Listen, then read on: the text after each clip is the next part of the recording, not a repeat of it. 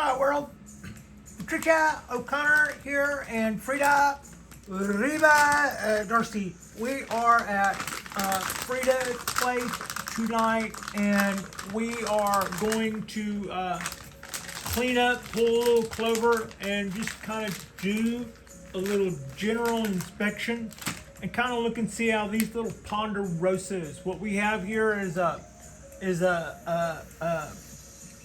little gaggle of we'll call them a gaggle. They can be a gaggle. A gaggle of ponderosas here at Frida's Ponderosa. It is Tuesday night. I get a couple of days off, Frida and I, and get to enjoy that life of leisure the way we kind of do. We will probably go out on our balcony tomorrow. Let's see. No, I forgot to check the weather report. I'm not sure. A couple of days ago when I looked, they were calling for rain tomorrow. I haven't seen it lately. So today was beautiful. If it was like today while I was in there working, we'll go out and do something nice. Otherwise, we may bring something else in and shoot that too. And I'm kind of currently carving up Frida's per diem. I haven't done that. Now, what we're looking at here is last year I ordered from upstate. I don't remember now if it was Oregon or Washington, but I ordered from upstate 10 Ponderosa Pines, and I brought some in tonight to pull weeds. We lost one or two. We lost two trees. Yeah, I think we lost one or two to heat. And I'm sitting there trying to figure out how that works because I know I've still got one outside. My my formal upright Ponderosa is still outside. That's a black pine. That's why. That's a really big black pine. So that's in Ponderosas here. Yeah. 1, 2, 3, 4, 5. And then I have the formal upright is 6. We lost 2 in the heat spell, so that brings us to 8. And then I wired one to death in the early going. Some of my bends caused a gash here, and it didn't recover from that. I would later find out that they're not as crazy about my indiscretions as Japanese black pines had tended to be. Anyway, we still have most of our ponderosas, and we have bended them and folded them and kind of done them like circus animals the same way I did with my Japanese black pines last year. And so we've got quite a few now, and they're looking, they're hanging in there quite well for something that. And the other thing is, I should have kept notes. That's the thing. I don't remember what subspecies these are. I don't remember if these were Stockulorum. I think they were. I think the reason I don't remember is because they're the same species as the ones, my Yamadori Ponderosa. I believe that I would probably remember better if I were looking at one of the other subspecies. However, we have been kind of going through that constant question of whether or not they'll do well here. And my answer to that question may very well be that the species that I like may not do as well here. And it might be that some of those other species that are more desirable for people who live upstate or less desirable here for their survival rate. It might also be that the ones that I'm bragging about having seen doing well at the zoo, not at the zoo, having doing well at the botanical garden in Oakland, maybe those weren't the same, maybe those weren't Stockulorums. Anyway, what they are is Ponderosas. Ponderosas, they are a very, very high elevation pine.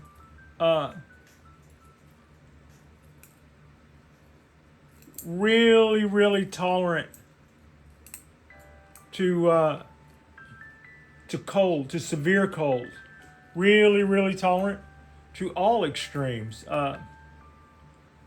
When I was trying to figure out how far off I was on the Yamadori Ponderosas I have, and was trying to, the research I've done ended up, it come to find out, it doesn't get cold enough in the winter for them to completely shut down. I've known that for a couple of years.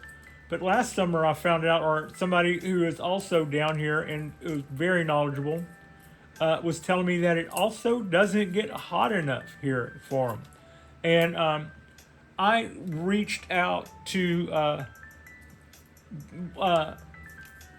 one of my people that I obtained trees from, where I had gotten a couple of Ponderosas, and I asked them about that, and they were telling me that the trees that I got from them that came from like 5,000 feet up, those guys get about 4 months of what we call growing season. I guess it's all growing season because something's growing most of the time. But in theory, roots or something's growing. But their summer months are really, really sharp, and at high elevation, I guess that means there's a lot of UV too. But they're very hot. They're very hot summers. And this year, we had a really mild summer. So but then our falls. Our falls were so hot, we lost quite a few trees over 100-degree temperatures.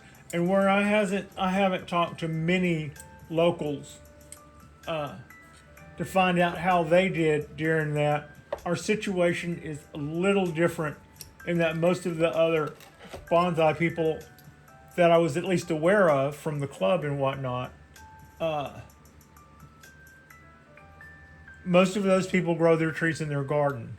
And these guys are up here with me. And whatever the temperatures are on the ground, they are higher up here. It's not because of my elevation. I'm 4 floors up, but because of my because heat rises through all those apartments below us. It runs hot up here. Yeah, it does. It gets a little warm, and that goes the same for the balcony. It's hotter up there. It's always hotter up there than it is on the out there on our balcony than it is on the ground. Really long needles. It's got some pretty cool bends to it.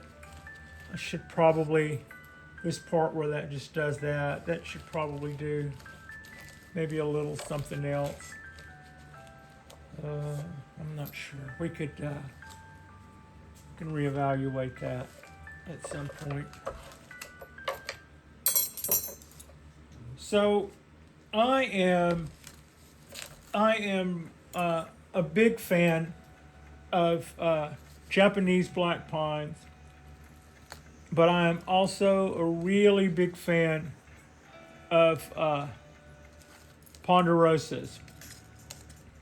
And while I have a large Ponderosa currently at another garden where it'll probably be for a couple of weeks yet, I had it over winter there so that it would at least get the winter cold temperatures that it's supposed to get, so that it can kind of do its seasonal reset, so it doesn't kind of run itself into the ground. And it's a pretty tree. It's not developed very well. It's Yamadori, and whenever you whenever you start trying to deal with Yamadori, and this is an old piece of wood. This is a fairly old tree.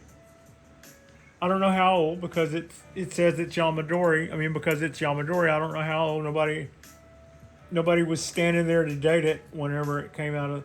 But it was estimated to be around 100. I take that with a grain of salt, because I've seen trees that I knew were were less than 20 years old, and people use that same rationale about the size of the trunk and all that. Although, here's what. I've had a Yamadori Ponderosa pine that was 30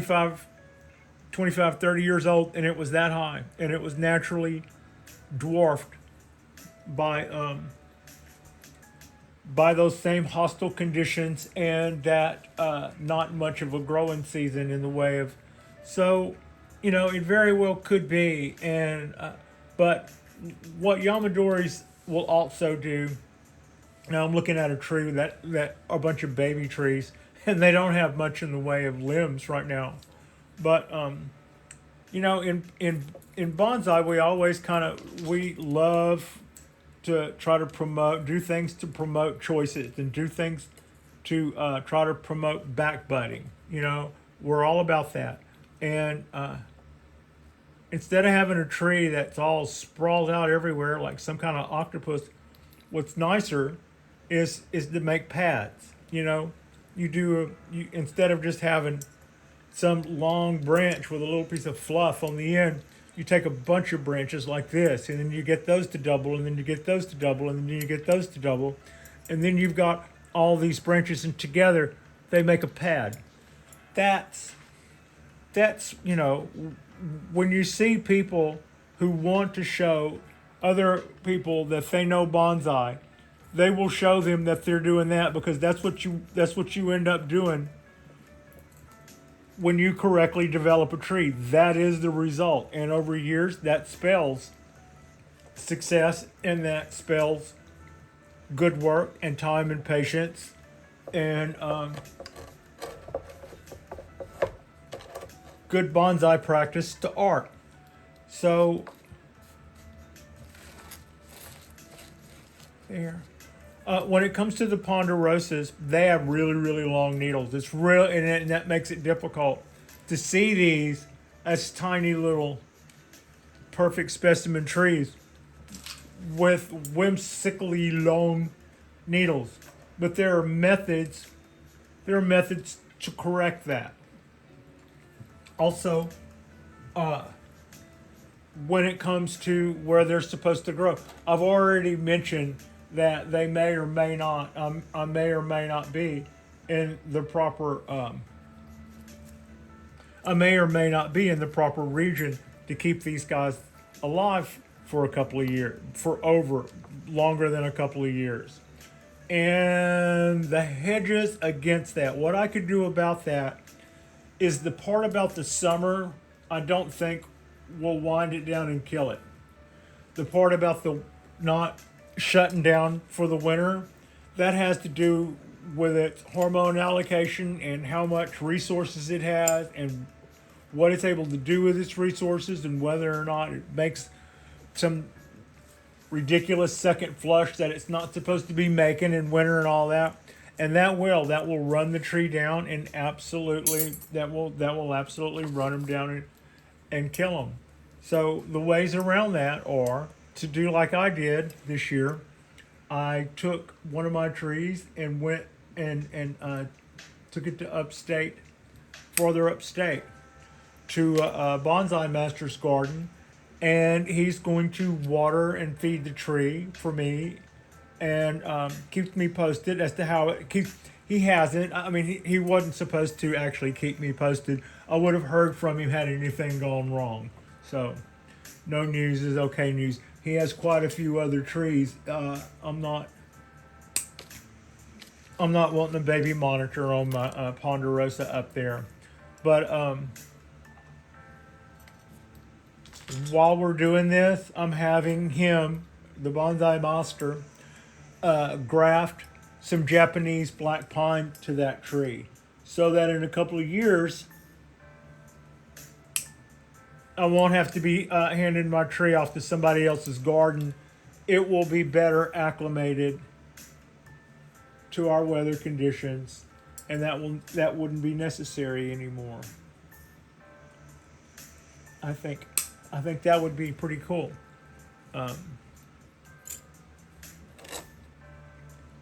So that leaves these. Now that's true. I don't exactly remember if these were if these ponderosas were the succulorum subspecies or not. And it has to do with the region that they live in, is how you can kind of tell. If it came from here, here, it's this. If it came from here, here, it's probably that.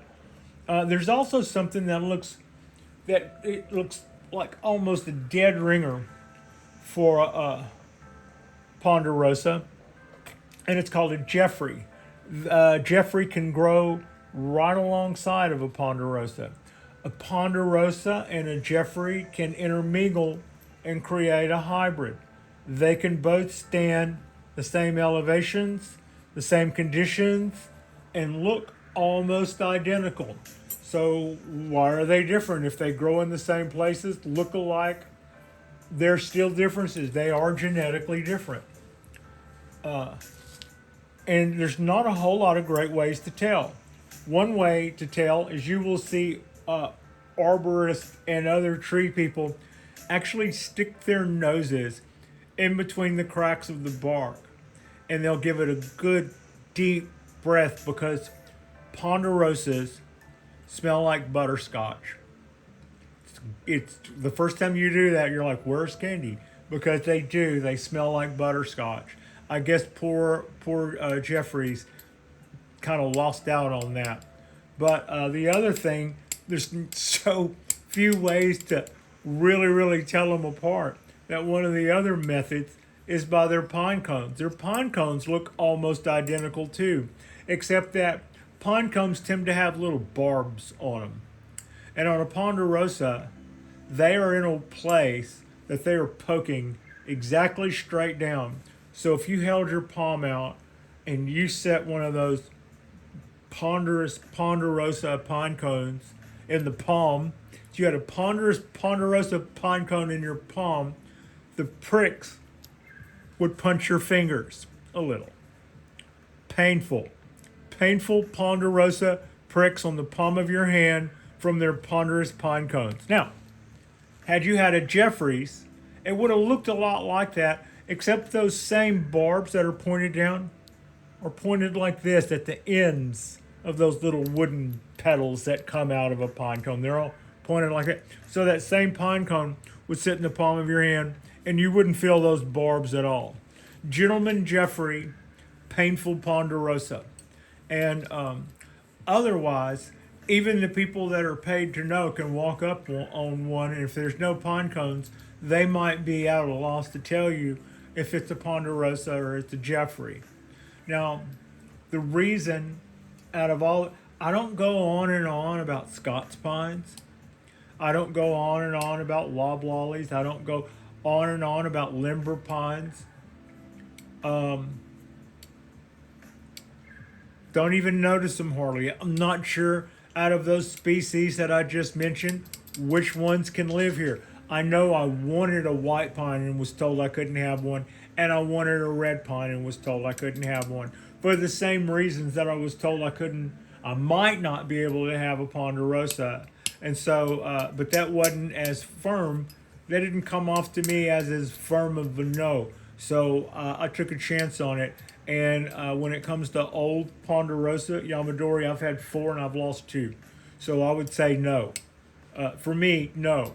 One of the 2 that I haven't lost, that's the one that I'm taking measures to make sure that I'm grafting it with Japanese black pine, which the other side of that, not only will it then have grafts on it once they take that are shorter needles than ponderosas, and that will also mean that the tree will be converted to a 2-flush pine from a 1-flush pine. I'm all about that. I know how to, I'm getting pretty well versed on how to do my candle cutting and my needle thinning and how to time my feeding for all that. That just plays right into my hands. And that also brings the tree to a place where it would survive in the Bay Area just as well as my Japanese black pines here, and they thrive. That tree that if you take a Ponderosa that may or may not be able to live here, you could probably forget it in a lot of places in Texas. You could probably forget it in some of the other area, like desert areas and stuff like that. And then, Florida and all that. Nope, no way. You're not going to be able to pull LA. Nope, sorry. That kind of thing.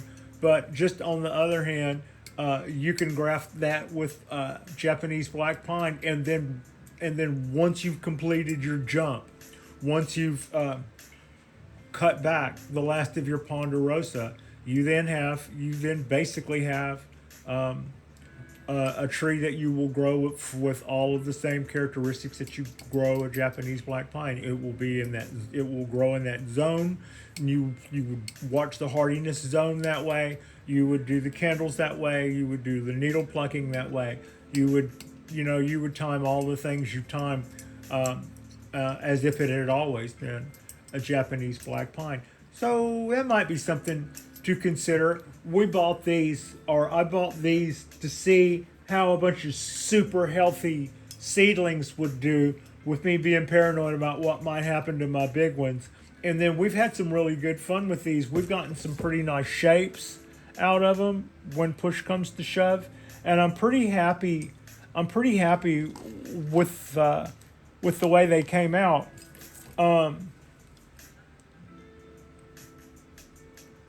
These would be the ones that I would learn to do to graft. I wouldn't want to graft on my large Ponderosa. I wouldn't want to learn how to graft on that. But I should have enough material around here that I can come up with some with enough grafts, and I should be able to find a couple of places on these guys where I could start maybe putting some I could put some Japanese black pine to them, and we could see how we do. We'll just try to bring that to the table. That's something that I'd been planning to do earlier. The time to do that, I want to get my. It would probably be more beneficial to me to wait a little farther into spring. I've heard one thing. I don't know everything about grafting, but I have been watching a lot of them, and I know the people who have large Japanese gardens in Japan, and they've been doing this a long time. They speak about the benefits of grafting on trees. I believe I'm going to get this right. Grafting on trees that are just gone out of dormancy, but that their grafts are still in dormancy. In other words, you went up to a tree that was still in dormancy, you pulled all your grafts, put them in water, put them in an ice box, not a freezer, but an ice box, and kept them cold and kept them dormant. Meanwhile, the one you're working on goes into the greenhouse or goes into the sunshine or goes wherever it needs to go to wake it up. And you wake it up and haul butt out there with your buds and go to town on it. Or you would have done something to time that to where you would have maybe put the tree in the greenhouse a week before or so, that or something if that's warmer and would provide enough light so that you could maybe pull it out of dorm. But that's kind of the trick to it, that they one member of the duo is in dormancy and the other isn't. All right.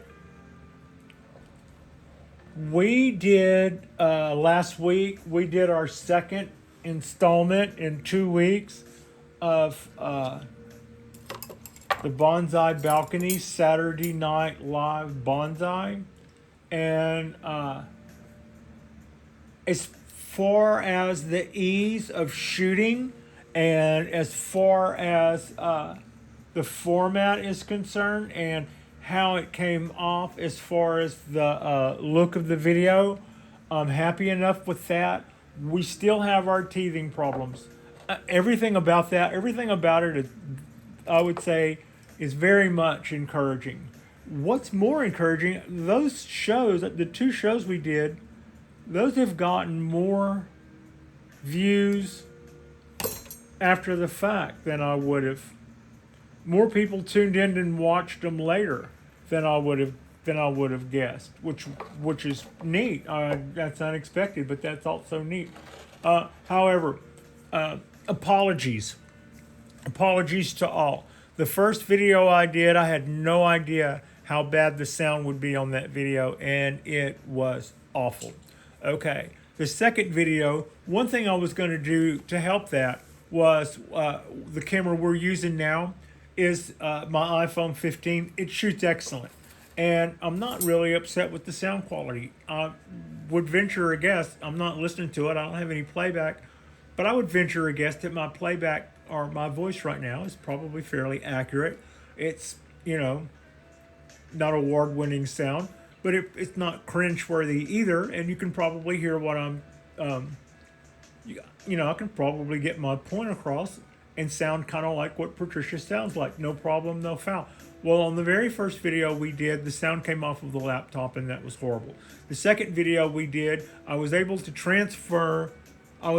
use my laptop as a monitor and see what I was shooting by glancing over at the laptop, but the actual video was being shot again through that camera that was looped through my iTop. And to my way of thinking, that would have meant that I would have been able to use the same microphone that I'm using now, and we would have had the same sound quality that I assume is very usable now. I'll know in later in playback on this, but I would assume that if we had the same quality that you're listening to now, that would have worked just fine for our program. It was not. For the second show in a row, whenever we went and changed cameras and went to a much nicer camera to do our live show, the sound either still went through the laptop, which at first is what I thought happened, but no. The live camera that we were shooting through was also 6 feet away, right? That was a wide shot so that you could see Patricia, and if you saw me looking over to read the monitor, I was looking at a monitor that was close by, and the camera was 6 feet away, and the microphone pickup is probably on the back side of it, so that would probably account for bad sound even if it was going through the other phone. So what we've done about that is we finally bought the bullet, and we've ordered a level ear microphone, and we pushed the button for expedited shipping, and have any luck whatsoever, we'll be able to third time will be the charm on that. If not, I'm going to make sure that if not, then we'll figure it out. But overall I'm very encouraged by our live shows, and enjoy doing them. I thought I would enjoy doing them a couple of years ago, but I had never been able to get my bandwidth to do anything, but I did not like the way they came off. They were just really, really, really jerky, poor quality. They wouldn't go past 720. So yeah, now it seems to be working much better, and I'm just kind of regaining on like, wow, works, and this is actually working pretty well. So we're jumping back into it with both feet. We'll do another program like that this Saturday night. I greatly look forward to that, and we'll either have our sound issues fixed with a new leveler microphone, or we will be using a new leveler microphone and we'll have found another way to screw up our sound. All things are possible, but our first program was promising but pretty sketchy. Our second program was better and still a little room for improvement, and we're just going to keep reeling it in, and at some point we'll start knocking out of the ballpark these shows. Like and subscribe if you guys haven't already. We're going to do some more work on Ponderosas. We're going to do some more work on Japanese black pines. I'm probably going to do another run of seedlings. We're going to germinate and start another maybe another 20 Japanese black pines for our seed tray out there to increase our, so that Frida and I can be lumber barons. We've also got some bald cypress.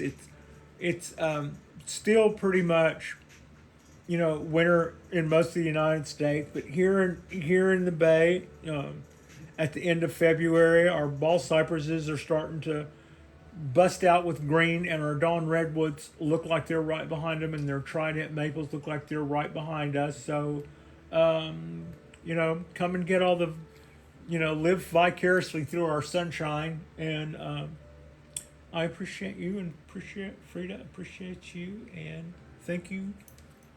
Thank you so much for watching our little Ponderosa Pine cleanup.